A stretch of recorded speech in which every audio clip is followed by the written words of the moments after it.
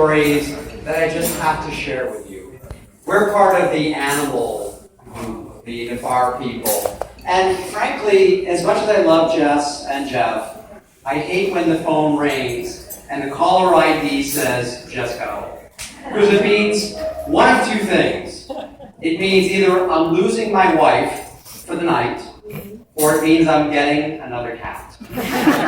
So, two quick stories, and then you guys are on your own.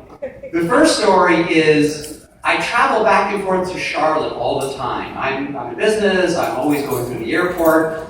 Very early, post 9/11, all the rules changed.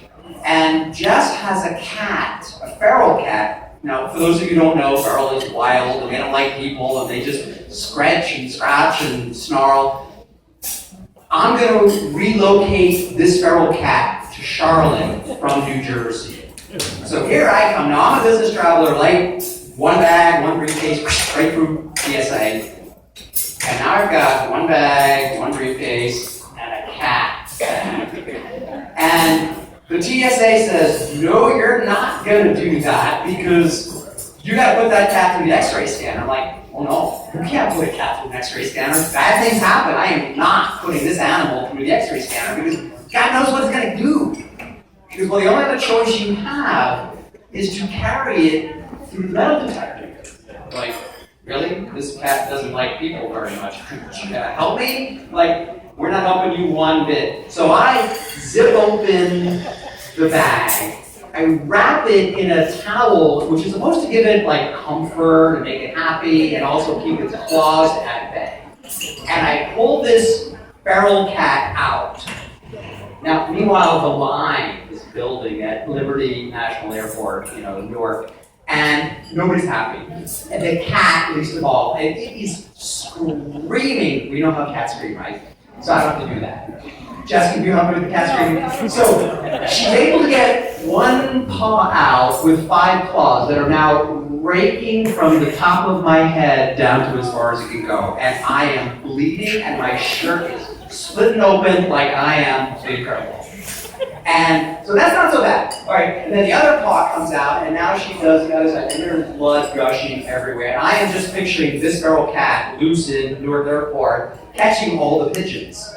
And then I get through the metal detector, because I'm good, and I get this cat, and now, you talk about getting the cat out of the bag, you cannot put the cat back into the bag. And the cat is yowling and hissing, and the tail is now out, and 3 of the 4 legs are out, and more blood is coming out, and nobody in TSA, God bless their souls, they keep us all safe, is willing to help me. So finally, I take the entire thing, I cover it with my body, I zip it back into the bag, I am good. But now I'm going to this very important business meeting, covered in blood, with my clothing shredded. Thank you, Jessica. Jessica, put the cat through the x-ray thing, no big deal! Okay, so the other one is, we've got a cat transitioning, and the first person there to help you is Jess. And she pulls up in the G ride, and what she's doing, and as a civilian, I like firearms as the next guy, but I'm not quite as comfortable with them as you are. And she's popping out a clip from one gun, taking out the bullets from the government onto her personal gun. She loaded it back up. I hope I'm not telling stories at a school. She's retired, it's okay.